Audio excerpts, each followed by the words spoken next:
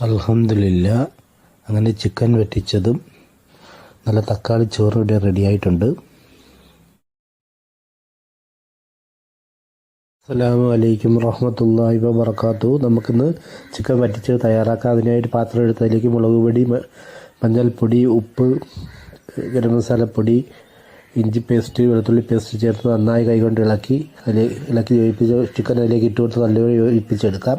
അത് കഴിഞ്ഞ് ഒരു ചട്ടി അടുപ്പിൽ വെച്ച് നമുക്ക് എണ്ണ ചൂടാകുമ്പോൾ ചിക്കൻ അതിലേക്ക് ഇട്ട് കൊടുത്ത് ഇളക്കി കൊടുത്ത് നമുക്ക് ഒരു 5 മിനിറ്റ് മൂടി വയ്ക്കാം.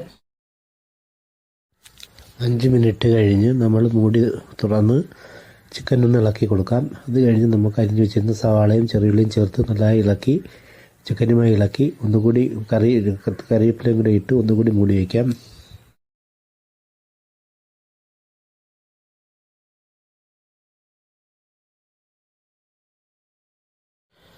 നമുക്ക് അതിനുശേഷം നമുക്ക് ഇഞ്ചിയും വെളുത്തുള്ളി പേസ്റ്റും ചേർത്ത് കൊടുത്ത് ഒന്നുകൂടി നമ്മൾ മിക്സ് ചെയ്ത് ഒന്നുകൂടി അടച്ചു വയ്ക്കാം.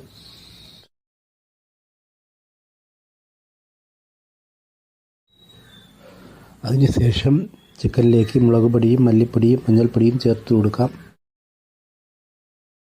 മസാല ചിക്കനിലേക്ക് നല്ലതുപോലെ മിക്സ് ചെയ്ത് കൊടുക്കാം. നമുക്ക് കുറച്ച് ഉപ്പ് കൂടി ചേർത്ത് കൊടുക്കാം.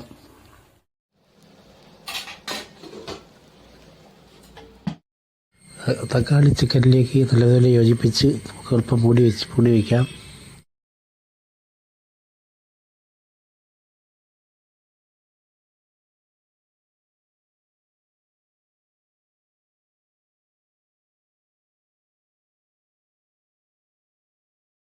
വറ്റിച്ച ചിക്കൻ ഇവിടെ തയ്യാറായിരിക്കുകയാണ്.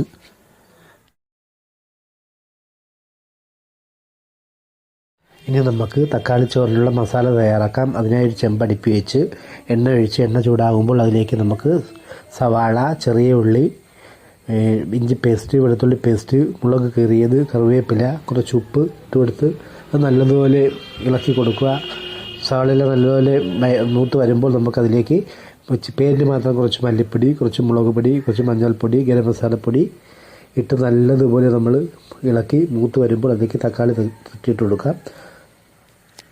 തക്കാളി നല്ലപോലെ വെന്ത് കുഴഞ്ഞ് വരുമ്പോൾ അതിലേക്ക് നമുക്ക് ചോറിട്ട് കൊടുക്കാം. കുറച്ച് ചോറിട്ട് കൊടുക്കാം. അങ്ങനെ തക്കാളി ചോറ് ഇവിടെ തയ്യാറായിട്ടുണ്ട്. ഇതിൻ്റെ ഫുൾ ലിങ്ക് ഞാൻ ടാഗ് ചെയ്തിട്ടുണ്ട്, വേണമെങ്കിൽ അതിൽ കയറി കാണാം.